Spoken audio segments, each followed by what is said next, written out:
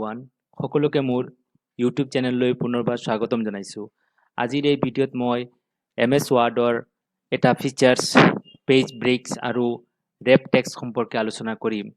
এই ভিডিঅ'টো প্ৰধানতঃ মই এইবাৰ মেট্ৰিক পৰীক্ষাত অৱতীৰ্ণ হ'ব বিচৰা ছাত্ৰ-ছাত্ৰীসকলৰ কিতাপত থকা ৱৰ্ড প্ৰচেছৰ চেপ্টাৰটোৰ এটা ইউনিট যিটো হৈছে তোমালোকৰ পেজ ব্ৰেক্স আৰু ৰেপ টেক্সট সেই সম্পৰ্কে আজিৰ ভিডিঅ'টো আলোচনা কৰিম। আশা কৰোঁ সকলোৱে ভিডিঅ'টো লাষ্টলৈকে চাবা আৰু ভিডিঅ' ভাল পালে লাইক কৰিবা, কমেণ্ট কৰি জনাবা আৰু যদি মোৰ চেনেলত নতুনকৈ আহিছা চেনেলটো ছাবস্ক্ৰাইব কৰিবলৈ নাপাহৰিবা। ঠিক আছে, আজি ক্লাছ আৰম্ভ কৰিছোঁ। মই প্ৰথমে MS ৱৰ্ডৰ এটা ব্লেংক ডকুমেণ্ট খুলি লৈছোঁ। ইয়াত তোমালোকে চোৱা ব্লেংক পেজ এখন আহিছে। এতিয়া প্ৰথমে ইয়াত তোমালোকে চোৱা পেজ ব্ৰেক কি হয়। এই সেশনটোত 6 নম্বৰ সেশনত আছে working with page and section break. এই সেকশন ব্ৰেকস আৰু পেজ ব্ৰেক কি হয়? পেজ ব্ৰেক আৰু সেকশন ব্ৰেকে এখন ডকুমেণ্টক বিভিন্ন অংশত ভাগ কৰিবলৈ ব্যৱহাৰ কৰা হয়। এইটো MS ৱৰ্ডৰ এটা ফাংচন হয় বা ফিচাৰ্ছ হয়, যাৰ সহায়ত এটা ডকুমেণ্টত আমি বিভিন্ন ভাগত ভাগ কৰিব পাৰোঁ। আমি এইখিনি কৰিম। প্ৰেক্টিকেল কৰাৰ কাৰণে তোমালোকে কি ষ্টেপ ফলো কৰিব লাগিব। প্ৰথমে পেজ লেআউট টেবত গৈ তোমালোকে এইখিনি পাবা। ঠিক আছে, মই ডাইৰেক্টলি প্ৰেক্টিকেলি কৰি দেখাইছোঁ তোমালোকক। মই MS ৱৰ্ডৰ সেই ব্লেংক ডকুমেণ্টখন খুলি লৈছোঁ। ইয়াত তোমালোকে চোৱা এইবিলাক একোটা টেব হয়, তোমালোকে জানা। আৰু মই ইয়াত আছোঁ পেজ ছেটআপ নামৰ গ্ৰুপ। এইটো হৈছে তোমালোকৰ লেআউট টেব। লেআউট টেবত যোৱাৰ লগে লগে প্ৰথম যিটো গ্ৰুপ আছে তাতে তোমালোকে চোৱা প্ৰথমতে আছে ব্ৰেক্স। এই ব্ৰেক্সত ক্লিক কৰিলে তোমালোকক বিভিন্ন ধৰণৰ পেজ ব্ৰেক দেখাব। এই পেজ ব্ৰেক আমি কিয় ব্যৱহাৰ কৰোঁ? পেজ ব্ৰেক ব্যৱহাৰ কৰি আমি এখন ডকুমেণ্টত বিভিন্ন প্ৰকাৰৰ পেজ ক্ৰিয়েট কৰিব পাৰোঁ। উদাহৰণ হিচাপে আমাৰ এই ডকুমেণ্টখনত যদি 10টা পেজ থাকে তেতিয়াহ'লে 10খন পেজৰ যদি আমি সাইজ ছেটআপ কৰোঁ, যেনেকৈ মই ইয়াত যদি সাইজ ছেটআপ কৰোঁ তেতিয়া চোৱা লেআউটত গৈ মই সাইজত যদি F4 লওঁ, ইয়াৰ পৰা গোটেইখিনি পেজ তাৰ পিছৰ গোটেইখিনি পেজ একেটা সাইজত থাকিব। যদি মই পেজ ব্ৰেক কৰি লওঁ তেতিয়াহ'লে বেলেগ বেলেগ সাইজৰ বা বিভিন্ন প্ৰকাৰে, যেনে এখন পেজ যদি মই এনেকৈ পৰ্ট্ৰেট ৰাখোঁ বা 2 নম্বৰ পেজখন যদি মই এনেকৈ লেণ্ডস্কেপ কৰিব বিচাৰোঁ, সেই গোটেইখিনি কাম আমি কৰিব পাৰোঁ। ঠিক আছে, ইয়াত তোমালোকক পেজ ব্ৰেক কৰাৰ কাৰণে কিছু লিখা থাকিব লাগিব। যিহেতু মই ইয়াত টাইপ কৰি সময় নষ্ট নকৰোঁ, তোমালোকে MS ৱৰ্ডতে বা কম্পিউটাৰত এটা ফাংচন আছে যাক আমি ডামি টেক্সট বুলি জানো বা ৰেণ্ডম টেক্সট বুলি জানো। তাৰ কাৰণে কি কমাণ্ড লিখিব লাগিব। ইয়াত এটা চিম্পল ট্ৰিক আছে, তোমালোকে ভালকৈ মনোযোগেৰে চোৱা। মই অকণমান জুম কৰি ডাঙৰ কৰি দেখাইছোঁ। ইয়াত চোৱা তোমালোকে ৰেণ্ডম কিছুমান ইয়াত শব্দ বা প্ৰেগাপ আহিবৰ কাৰণে কি কৰিব লাগিব? ইকুৱেল চিন দিবা, ৰেণ্ডম লিখিবা, RAND লিখিলে হ'ব আৰু প্ৰথম ব্ৰেকেটটো আৰম্ভ কৰি শেষ কৰি দিবা। এই কমাণ্ডটো লিখাৰ লগে লগে তুমি এণ্টাৰ মাৰিবা। তাৰপিছত চাবা অট'মেটিকেলি ইয়াত কিছু লিখা আহি গৈছে। চোৱা আহিছেনে নাই? এইখিনি হৈছে ৰেণ্ডম তোমালোকৰ টেক্সট বা আমি ইয়াক ডামি টেক্সট বুলিও জানো। ঠিক আছে, আৰু ইয়াত চোৱা তোমালোকে ৰেণ্ডমলি ইয়াত কেইটা প্ৰেগাপ আহিছে? 1 2 3 4 5, তাৰমানে 5টা বাই ডিফল্ট 5টা প্ৰেগাপ আহিছে। তুমি বিচাৰিছা যে 10টা প্ৰেগাপ লাগে বা 2টা প্ৰেগাপ লাগে। মই আকৌ কৰি দেখাইছোঁ, এইটো বেক মাৰি আছোঁ। আকৌ চোৱা তোমালোকে মই ইয়াত এইটো কমাণ্ড লিখিছোঁ আৰু এইবাৰ চোৱা মই যদি এনেকৈ লিখোঁ মানে মোক 2টা প্ৰেগাপ লাগে। উদাহৰণ হিচাপে মোক 2টা প্ৰেগাপ লাগে। মই কি কৰিম? ইকুৱেল চিন লিখিম, RAND ৰেণ্ড লিখিম বা ৰেণ্ডম লিখিম, 2 লিখি দিম ব্ৰেকেটৰ ভিতৰত। তেতিয়া মোক 2টা প্ৰেগাপ দিব। চাইছানে নাই? 1টা আৰু 2টা। তেনেদৰে আমি এই কমাণ্ডটো ইউজ কৰিম। মই যদি ইয়াত আৰু কেইটামান লাগে মোক ধৰি লোৱা আৰু 5টা প্ৰেগাপ লাগে, লিখি ল'ম RAND ব্ৰেকেটত লিখি দিছোঁ 5টা, তেতিয়া মোক 5টা প্ৰেগাপ দি দিব। গতিকে আমি এই ৰেণ্ডম ৱৰ্ড বা ৰেণ্ডম লিখাখিনি আনিবৰ কাৰণে আমি এই কমাণ্ডটো ইউজ কৰিব লাগিব, যিটো হৈছে আকৌ তোমালোকক দেখাই দিছোঁ। ইকুৱেল চিন দিবা, RAND লিখিবা আৰু ব্ৰেকেটটো ষ্টাৰ্ট কৰি শেষ কৰি দিবা। ফাৰ্ষ্ট ব্ৰেকেট যিটো আছে এইটো কমাণ্ড লিখি এণ্টাৰ মাৰি দিলে তোমালোকক ৰেণ্ডম কিছুমান প্ৰেগাপ দি দিব। ঠিক আছে, এতিয়া আহোঁ আমাৰ টপিকলৈ। আমাৰ টপিকটো আছিলে যে আমি কেনেকৈ এই ব্ৰেক বা আমাৰ বিভিন্ন প্ৰকাৰৰ ব্ৰেকসমূহ কেনেকৈ ইউজ কৰিব লাগে বা কিয় ইউজ কৰা হয়। উদাহৰণ হিচাপে ধৰি লোৱা মোৰ পেজখন এইখিনি মোৰ কাটি দিছোঁ। ধৰি লোৱা এইখিনি জেগা মই ইয়াৰ পৰা আৰু ইয়াত লিখিব লগা এইখিনি জেগাত লিখিব লগা একো নাই। মই যদি নেক্সট পেজত যাব লাগে মই এনেকৈ এণ্টাৰ মাৰি মাৰি এটা এটাকৈ ষ্টেপত যাব লাগিব। যিহেতু মোৰ ইমান সময় নাই বা মই ভাবিছোঁ ইয়াৰ পৰা ডাইৰেক্ট মই নেক্সট পেজত গুচি যাওঁ। কি কৰিম, এই ইয়াতে কাৰ্চৰটো আছে, তোমালোকে লক্ষ্য কৰা ইয়াতে কাৰ্চৰটো আছে। মই পেজ লেআউটত গ'লোঁ, ব্ৰেকত গ'লোঁ আৰু এবাৰ ফাৰ্ষ্ট যিটো অপশ্যন পেজত ব্ৰেকত ক্লিক কৰিলে চোৱা মোক এই প্ৰথম পেজখনৰ পৰা কাটি আহি 2 নম্বৰ পেজত মোক লৈ আহিলে। ঠিক আছে, মোক পেজ নম্বৰ 2ত আহি গ'লোঁ। এইটো হৈছে পেজ ব্ৰেকৰ চিম্পুল এটা কাম।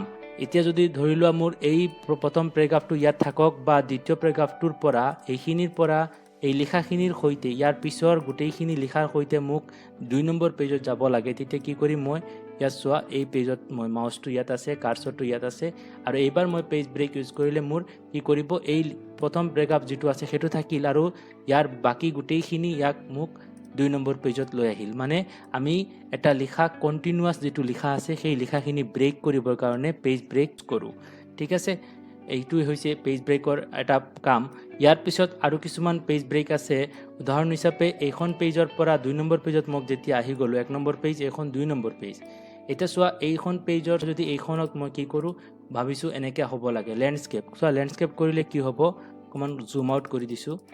চ' এইখন 2 নম্বৰখন মানে যেতিয়া আমি কৰিছোঁ গোটেই কেইখন পেজে মোৰ একেধৰণে হৈ আছে। তাৰমানে মোৰ 1 নম্বৰ পেজখন মই বিচাৰিছিলোঁ যে পৰ্ট্ৰেট থাকক এনেকৈ আৰু বাকীখিনি থাকক লেণ্ডস্কেপ, মানে ইয়াৰ পৰা এনেকৈ হওক।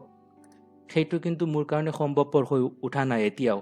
এইখিনি কাম কৰিবৰ কাৰণে মই কি কৰিম চোৱা, তোমালোকে প্ৰথম পেজখন যদি ধৰি লোৱা মোৰ পৰ্ট্ৰেট আছে, প্ৰথম পেজখন পৰ্ট্ৰেটে থাকক আৰু ইয়াৰ পিছৰখিনি মোৰ লেণ্ডস্কেপ হ'ব লাগে, তেতিয়া কি কৰিম ইয়াত মোৰ মাউচটো ৰাখিম বা ইয়াৰ পৰাও দিব পাৰোঁ। চোৱা এতিয়া ব্ৰেকত গৈ মই আৰু কিছুমান ব্ৰেক অপশ্যন পাম। এতিয়া ছেকশ্যন ব্ৰেক আছে, সেই ছেকশ্যন ব্ৰেকটো ইউজ কৰিম। চোৱা ছেকশ্যন ব্ৰেক ইউজ কৰিলে মোৰ ব্ৰেকটো হৈ গৈছে আৰু এইবাৰ যদি মই 2 নম্বৰ পেজখনৰ চেঞ্জ কৰোঁ কিবা, প্ৰথম পেজখনৰ কোনো ধৰণৰ প্ৰভাৱ নপৰে। চোৱা 1 নম্বৰ ওপৰৰ পেজখন আগৰ দৰেই আছে। তাৰমানে আমি বুজি পালোঁ পেজ ব্ৰেকতো বিভিন্ন অপশ্যন আছে। প্ৰথম চিম্পুল পেজ ব্ৰেক হ'ব আৰু বাকীখিনি বুজাই আছোঁ তোমালোকক। ইয়াত চোৱা 2 নম্বৰ যিটো ছেকশ্যন ব্ৰেক আমি কৰোঁ, ছেকশ্যন ব্ৰেক কৰিলে কি হয়, পেজখনৰ চাইজ চেঞ্জ বেলেগ বেলেগ কৰিব পাৰোঁ। যেনে এইখন চাইজত আছে মোৰ A4, এইখনত যদি ভাবিছিলোঁ মই এইখন চাইজ অকণমান ডাঙৰ কৰি দিওঁ বা বেলেগ চাইজ কৰোঁ, মই লিগেল কৰি দিছোঁ। চোৱা এইখনৰ ওপৰত কোনো ধৰণৰ প্ৰভাৱ পৰা নাই। এনেকৈ আমি কি কৰোঁ, ব্ৰেক ফাংচনটো ইউজ কৰোঁ। ইয়াৰ পিছত চোৱা আমি যদি 2 নম্বৰ 3 নম্বৰ পেজখনো যদি আকৌ ইয়াতে পেজ ব্ৰেক কৰি দিছোঁ আৰু এইখন যদি মই এনেকৈ পৰ্ট্ৰেটেই কৰি ৰাখিছোঁ, এতিয়া চোৱা মোৰ কি হ'ব, এইখন পেজৰ পিছৰখিনি মানে যিখন পেজত পেজ ব্ৰেক আৰম্ভ কৰিম তাৰ পিছৰখিনিৰ ওপৰত এই যিটো নতুন মানে ব্ৰেক আৰম্ভ কৰিম, যিটো ষ্ট্ৰাকচাৰ ল'ম সেইটো থাকিব। এতিয়া মই এইখন পেজত মই কি কৰিছোঁ, লেণ্ডস্কেপ কৰি আৰু ইয়াত চোৱা মই আৰু কিছুমান আছে কলাম অপশ্যন আছে। কলাম মানে যদি বিচাৰিছিলোঁ যে এইটো এনেকৈ লিখি যাম, ইয়াত যদি মই কিবা লিখা আৰম্ভ কৰোঁ, এইখিনি লিখা আকৌ যদি মই ৰেণ্ডম কমাণ্ডটো ইউজ কৰোঁ, RAND, এইটো ৰেণ্ডম কমাণ্ড কৰিলে কি হ'ব, এই গোটেইখিনি লিখা একেলগে আছে। মই ভাবিছিলোঁ যে যদি বিচাৰোঁ মই এনেকৈ কিছুমান থাকে যে কাগজখনৰ মোক 2টা ভাগত থাকিব লাগে, এইটো ইয়াৰ পৰা ইয়ালৈকে এটা অংশ আৰু ইয়াৰ পৰা ইয়ালৈকে আৰু এটা অংশ। সেইটো কৰিবৰ কাৰণে কি কৰিম, মই কলাম ছেট কৰিম। কলাম চোৱা মই 2টা কলাম ল'ব লাগিব, তেতিয়া মই 2টা লৈছোঁ। এইটো চোৱা ইয়াৰ পৰা ইয়ালৈকে এটা মাৰ্জিন আছে, ইয়াৰ পৰা ইয়ালৈকে আৰু এইখনত ইয়াৰ পৰা ইয়ালৈকে। কিন্তু মই যিহেতু ছেকশ্যন ব্ৰেক কৰিছিলোঁ সেইকাৰণে এই পেজৰ ওপৰতহে খালি এই নতুন নিয়মটো এপ্লাই হৈছে, এইখনৰ ওপৰত এপ্লাই হোৱা নাই, এইখনত আগৰ দৰে আছে। আৰু ইয়াত যদি মই বিচাৰিছোঁ এই লিখাখিনিৰ পৰা এতিয়া এই গোটেইখিনি লিখাৰ সৈতে মোৰ লিখাখিনি ইয়াত আহিব লাগে বা এই পেজটোৰ ভিতৰতে ব্ৰেক হ'ব লাগে, বেলেগ পেজত যাব নালাগে, তেতিয়া কি কৰিম, ইয়াৰ পৰা মই মাউচটো ৰাখিম, ব্ৰেকত যাম। ইয়াত চোৱা তোমালোকে কলাম ব্ৰেক আছে, ইয়াত কলাম ব্ৰেক কৰিলে ইয়াত ক্লিক কৰিম, চোৱা এই লিখাখিনিৰ সৈতে ইয়াত আহি গৈছে। বা ইয়াৰ পৰা যদি মই কলাম ব্ৰেক কৰোঁ, তেতিয়া চোৱা কলাম ব্ৰেক কৰিলে এইখিনিৰ পৰা আকৌ সেই বেলেগ পেজত লৈ গৈছে, তাৰমানে ইয়াত আৰু জেগা নাই, গতিকে ইয়াত আহি গৈছে। ঠিক তেনেদৰে এই লাইনটোৰ পৰা যদি মই কলাম ব্ৰেক কৰোঁ, ইয়াত আহি যাব চাবা তোমালোকে। বা এইখিনি শেষ কৰাৰ পিছতো যদি ব্লেংক কাৰ্চাৰটো এনেকৈ এণ্টাৰ মাৰি মাৰি যাব নালাগে, মই ইয়াৰ পৰা ডাইৰেক্ট ইয়াত আহিব বিচাৰিছোঁ, তেনেকৈ আহিম। চোৱা কলাম ব্ৰেক কৰিছোঁ, ইয়াত আহি গৈছোঁ। এতিয়া মই লিখিলে ইয়াত লিখা হ'ব। এইখিনি হৈছে তোমালোকৰ পেজ ব্ৰেকৰ প্ৰধান কাম।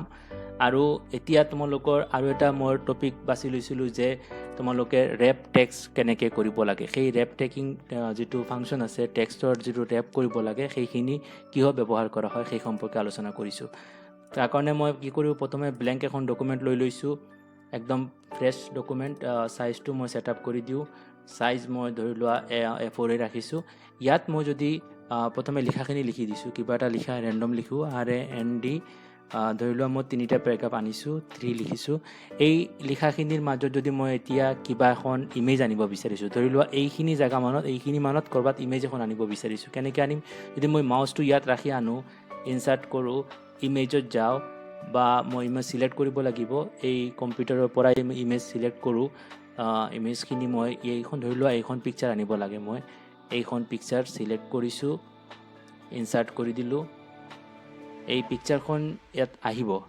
অহাৰ লগে লগে কি হৈছে, লিখাখিনি মোক ক'ৰবাত লৈ গ'ল। আৰু এতিয়া যদি মই ইমেজখন যদি চেঞ্জ কৰিব বিচাৰিছোঁ, ধৰি লোৱা এই পেজখন যদি মই অকণমান সৰু কৰোঁ ইমেজখন, কিন্তু মোৰ এই জেগাখিনিৰ এনেকৈ আহিব নালাগিছিল। ধৰি লোৱা এই লিখাখিনি ইয়াত থাকক, ছাইড বাই ছাইড মোৰ পিকচাৰখনো দেখাব লাগে। তেতিয়া কি কৰিব লাগিব, ইয়াত এটা অপশ্যন পাবা তোমালোকে, এৰেঞ্জ যিটো গ্ৰুপ আছে তাত পাবা ৰেপ টেক্স। চাইছানে নাই? ইয়াত চোৱা ৰেপ টেক্স, তাত ক্লিক কৰা। ক্লিক কৰিলে বিভিন্ন ধৰণৰ ৰেপিং অপশ্যন দেখাব। যদি তোমালোকে ইয়াত চোৱা, মাউচ আনাৰ লগে লগে ছেটআপ হৈ আছে, বিভিন্ন প্ৰকাৰৰ ছেটআপ হৈ আছে। অকণমান জুম ইন কৰি দেখাইছোঁ। জুম কৰাৰ পিছত চোৱা, ইয়াত মই গ'লোঁ, ইয়াত ৰেপ টেক্সত গ'লোঁ, আৰু এইবিলাক একোটা ছেটিং আছে। তোমালোকে যিটো ভাল পোৱা, ছাইডত থাকিব, এইটো থ্ৰ থাকিব, লিখাখিনিৰ সৈতে থাকিব, এনেকৈ তুমি চেঞ্জ কৰিব পাৰা। অকণমান সৰু কৰিছোঁ ইমেজখন। চোৱা, যেতিয়ালৈকে মই য'ত মাউচটো বা ফটোখন লৈ গৈ আছোঁ, লিখাখিনি তাৰ লগত এৰেঞ্জ হৈ আছে অট'মেটিকেলি। এইখিনি ইমেজত ক্লিক কৰিলে ইয়াত তোমালোকে পাই যাবা অন টপ, মানে ফটোখন একেবাৰে ওপৰত থাকিব, বিহাইণ্ড দ্য টেক্সট মানে লিখাখিনি ওপৰত থাকিব, আৰু পিকচাৰখন তলত থাকিব। তেনেদৰে আৰু বহুতকেইটা অপশ্যন আছে। এইকেইটা আমি আৰু যেতিয়া প্ৰেক্টিকেল কৰিম তোমালোকক ভালকৈ বুজাই দিম। ইয়াত চোৱা, তোমালোকে এইখিনি অপশ্যন, আমাৰ যেতিয়া কোনোবা ডকুমেণ্ট আমি টাইপ কৰোঁ, তেতিয়া কিছুমান লগত ফটো দিব লাগে, যাতে তথ্যখিনি বুজাত সুবিধা হয়। তাৰ কাৰণে আমি সেই ইমেজখন এণ্ট্ৰি কৰোঁ। ইমেজখন এণ্ট্ৰি কৰাৰ পিছত আমি ইয়াতে এৰেঞ্জ গ্ৰুপত গৈ ৰেপ টেক্সট কৰোঁ বা এৰেঞ্জ কৰি লওঁ। ইয়াৰ পিছতো আৰু কিছুমান ইমেজখনত ক্লিক কৰিলে আৰু কিছুমান অপশ্যন পোৱা যায়, ষ্টাইল কিছুমান পোৱা যায়। যেনে মই এই ইমেজখনত ক্লিক কৰাৰ লগে লগে তোমালোকে ইয়াত চোৱা বহুতকেইটা ষ্টাইল আছে, ঠিক আছে। এইবিলাক চোৱা, মাউচ আনাৰ লগে লগে পিকচাৰখনৰ ছেটআপ বা ডিজাইনটো চেঞ্জ হৈ আছে, ঠিক আছে। আৰু ইয়াত ক্লিক কৰিলে আৰু বহুত ধৰণৰ ডিজাইন তোমালোকে পাবা। গতিকে MS ৱৰ্ডত বহুতখিনি ফাংচন আছে, আমি কৰিব পাৰোঁ। এইখিনি তোমালোকে প্ৰেক্টিকেল কৰাৰ সময়ত আকৌ এবাৰ বুজাই দিম। আৰু ইয়াত তোমালোকৰ থিয়ৰী পাৰ্টখিনি তোমালোকক অলৰেডি মই দিছোঁ, তোমালোকে ঘৰত পঢ়িবা। ইয়াত প্ৰধানত পেজ ব্ৰেক কি হয়, পেজ ব্ৰেক কিয় ব্যৱহাৰ কৰা হয়, আৰু পেজ ব্ৰেক কৰাৰ ষ্টাইল বা পেজ ব্ৰেক কৰাৰ সময়ত কি প্ৰকাৰে কৰিব পাৰোঁ পেজ ব্ৰেক, সেই সম্পৰ্কে তোমালোকক এই ভিডিঅ'ৰ যোগেদি আভাস দিলোঁ। আশা কৰোঁ সকলোৱে বুজিব পাৰিছা, আৰু টেক্সট ৰেপ সম্পৰ্কেও ভালকৈ তোমালোকক ইয়াক বুজাই দিয়া হৈছে। গতিকে মনোযোগেৰে ভিডিঅ'টো চাবা, আৰু প্ৰেক্টিকেল কৰাৰ সময়ত এই গোটেইখিনি কথা তোমালোকে নিজে এবাৰ কৰিলে চব কথা মনত থাকি যাব, ঠিক আছে। আজিৰ কাৰণে ইয়াতে সামৰিছোঁ।